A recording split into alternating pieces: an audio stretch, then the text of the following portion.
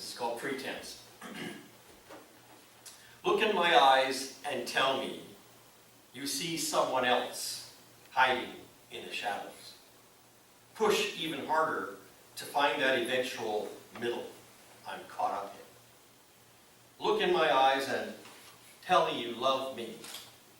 Then climb out of my bed and stumble to the door, feigning tragedy. I promise to keep my eyes shut as you leave. So I really like the way these poems, beautiful, some of them quite luxuriant, have an edge, you know? As a poet, I'm always looking for an edge. And so you can feel, I think, this willingness to go to dark places. You can feel that Candice has shared sorrow, right? I can't imagine a poet that doesn't engage with the dark side. Good point. So here's one that goes in a different direction, and it's just gorgeous. City of Dreams, a pale purple twilight splashed with sky feathers drifts in wisps and loosened tethers. A surreal tapestry hangs above, chandeliers of stars twinkling, embracing the last remnants of sunlight, and peek through the scattered moonlight in the city of dreams tonight. White specks glow in the amber shine, sparkling diamonds on the evening skyline. The jeweled fingers of night prancing, romancing, reflect, pooling in shadows dancing with the shimmering Fraser River starlight in the city of dreams tonight. Inherent mood music written and pinned on this sultry summer evening wind unravels, unspooling its magical weave. Dreams fall soft from an angel's sleeve in the hush of a wish long forgotten now, the residue of a sacrosanct vow, reminiscent of smooth satin feeling laced with enchantment, sets the heart reeling in the ambient glow of soft candlelight in the city of dreams tonight. A touch of glory, magic in the air, a dripping of memories everywhere, a footprint on life's water, a ripple on the earth, a whisper on the wind, a diamond of great worth, indestructible, dressed in a necklace of pearl moonlight. This is New Westminster tonight. This is the city of dreams. How could I not read that? This is called Horseman. When I think of your death at any time, there's an ache and pain beyond description, deep in the pit of my soul, my spirit. You're not dead, and yet the tears still spill at the thought of remaining in this world without you, at the thought of the total separation I know must come one day. When the tears start to fall down my cheek, it's a rending and ripping of the spirit deep inside. The rip so deep, so expanding, demanding to be let loose, and so the tears spilled in silent sorrow, in the dreaded anticipation of a tomorrow that approaches on a dark and thundering hooves. Oh, horseman, thank you for taking me with you on part of your journey. And though you journey on without me, your ghost will ride with me always. Water and broken glass. She shut herself into a shallow room of water and broken glass. She hunkered down under a blanket of tears, then put the masquerades and buried memories on parade. The man with no future, the one she had always loved, flashed through her mind. He had been the long-awaited feast she had hungered for. She arose from his table, unsated, starving with penury.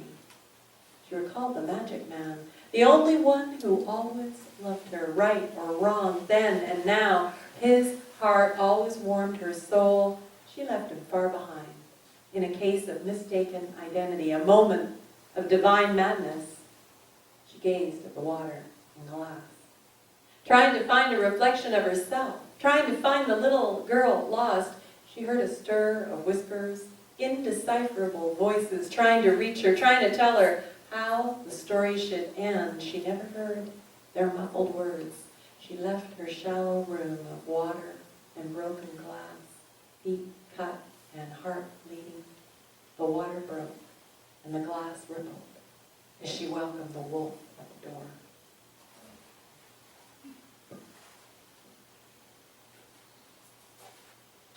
Things always change.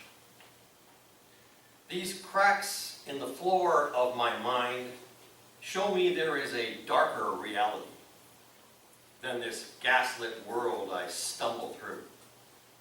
Hazy shadow beings swirl, float, like vapor ghosts clouding my eyes with the fog of lost sentiment. The journey and the tedium have somehow stitched identities and fallen into a sea of broken glass, the color of dark burgundy wine, red blood, and luxurious purple dreams. It's a stained glass teardrop kind of a day, dampening twilight moments, sweetening nothing except the salty residue of each tear stain. Things change. Things always change. You turned left and strutted down your path of crumbling righteousness and burned out palaces. I turned right and stumbled aimless down a shady path of phantoms, heartaches, and funeral pyres. Things change. Things always change. You and I are living proof.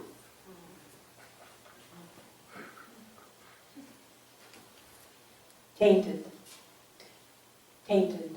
Blurred ink stain on a dog-eared page. She reads it slowly, then again fast. She squeezes it, becomes part of the page, becomes the blur. She lays there, waiting to be expunged, plundered by a pirate. Strangers come and go. She knows them, but they know her not. A torn leaf of life, nothing to hold on to. She clings to a broken branch, turning inside out, reversing through herself into reality's mirror. She sees herself tainted, a blurred ink stain on a dog-eared page that nobody cares to read.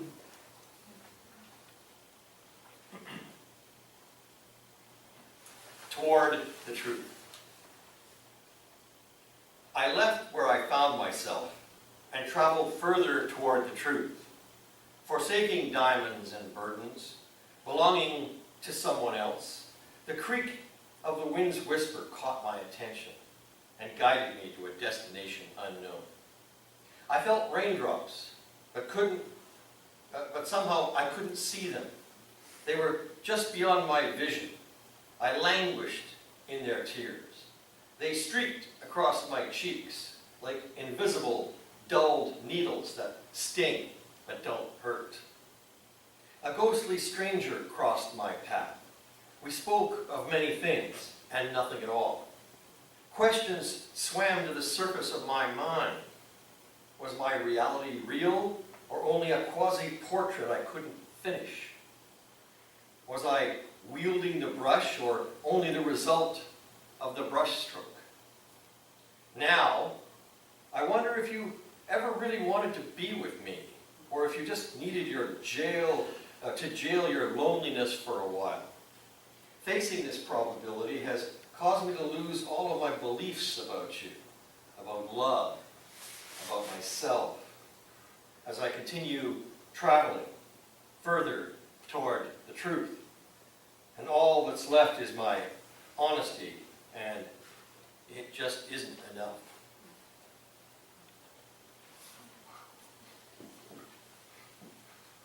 This tree has always been, and through the ages she's seen love's initials in her bark. Where young lovers left their mark, hide and seek, games and laughter, family picnics, children playing, scrapes and bruises, sometimes tears.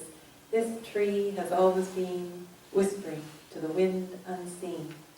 Winter stark and summer sheen, dressing up in shiny leaves, watching them fall from her sleeves, falling prey to autumn's charms, nestling into winter's arms, touched by raindrops and moonglow, blanketed with flakes of snow, and as the seasons swirl and spin, she welcomes each one back again.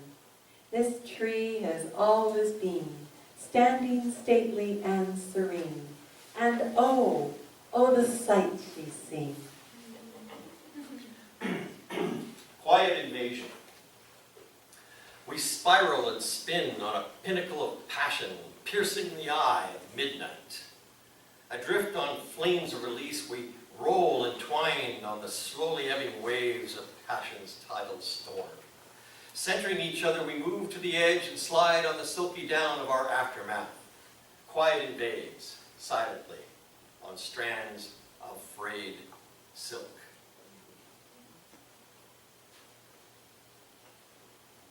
The lost souls.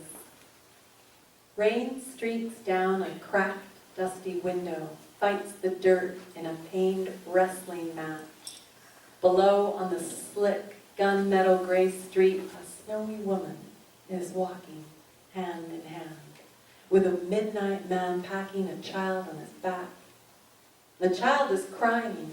His sobs grow louder. The snowy woman reaches for him, gently caresses his fevered forehead, pressing her cold, cracked lips to his burning cheek, praying for the kiss of spring and winter to fall into summer's embrace.